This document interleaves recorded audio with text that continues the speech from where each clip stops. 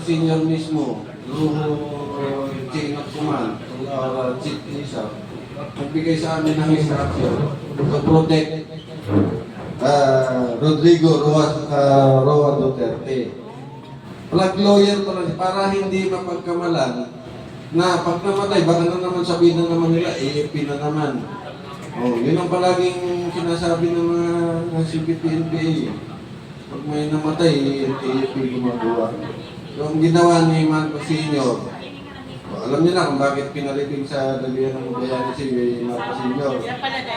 So, kami yung team na nag-conduct ng covert security kay Tatay Digong.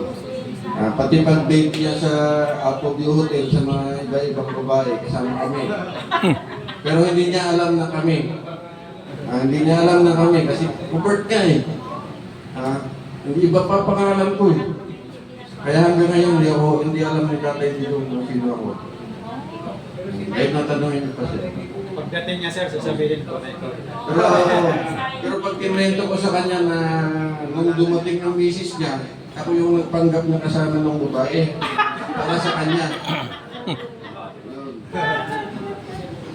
Ganon ang trabaho ng intelligence. So yun pala ang dahilan talaga niya sir, kaya binatibin talaga niya sa Kaya nung maging presidente siya, pinapahanap ako kung nasaan. Hindi ako nag-verify. Hanggang ngayon, hindi ako nag-ano sa kanya, hindi ako magpapakita.